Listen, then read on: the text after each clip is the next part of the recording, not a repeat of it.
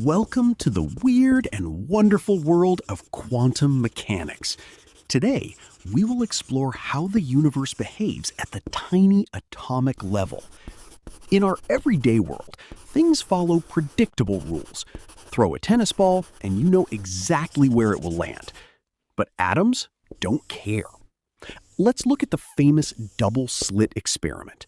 Imagine shooting tiny electrons at a solid wall that has two narrow slits cut into it. Normally, if you shoot solid paintballs through two slits, you get two distinct bands on the screen behind. We expect particles to do this. But electrons do something crazy.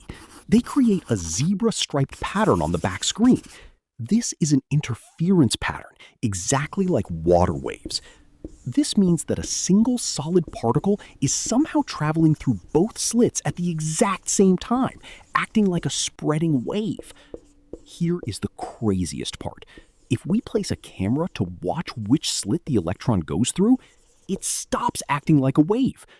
By simply observing it, the electron forces itself to act like a normal solid bullet, leaving just two bands on the screen.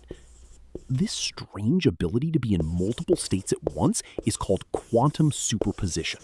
To explain this, let's meet Schrödinger's famous imaginary cat. Imagine a cat placed inside a completely sealed box. Also inside is a tiny radioactive atom that might decay, or it might not. If it decays, poison is released. If it doesn't, Collapses. the cat is fine. Because it is a quantum event, both realities exist simultaneously.